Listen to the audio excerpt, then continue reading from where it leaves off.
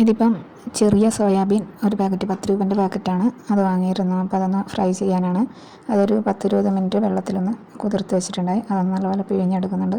പിഴിഞ്ഞിട്ട് ഇതിലോട്ട് 1 സ്പൂൺ മുളക് പൊടി, 1/2 സ്പൂൺ ഉപ്പ്, ചിക്കൻ മസാല, കുറച്ച് കുരുമുളക് പൊടി, ഇതൊക്കെ നല്ലപോലെ ഒന്ന് പുരട്ടി വെക്കുന്നുണ്ട്.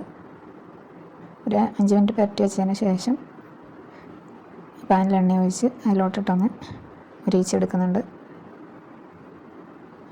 കുറച്ചൊന്ന് മരിഞ്ഞ് വരുമ്പോൾ ഞാനതിലോട്ട് ഒരു ഉള്ളിയും 2 പച്ചമുളകും ചേർത്ത് കൊടുക്കുന്നുണ്ട്. കൂടുതൽ എണ്ണയൊന്നും ഒഴിക്കുന്നില്ല, കുറച്ച് എണ്ണയാണ് ഒഴിക്കുന്നത്. ഇത് ചോറിൻ്റെ കൂടെ സൈഡ് ഡിഷായിട്ട് നല്ല സൂപ്പർ ടേസ്റ്റി ആയിട്ടുള്ള, വളരെ പെട്ടെന്ന് ഉണ്ടാക്കാൻ പറ്റുന്ന 10 രൂപ മാത്രമേ ചിലവുള്ളൂ. ഞാൻ ഇടയ്ക്കിടയ്ക്ക് ഉണ്ടാക്കുന്ന ഒരു ഐറ്റമാണ്.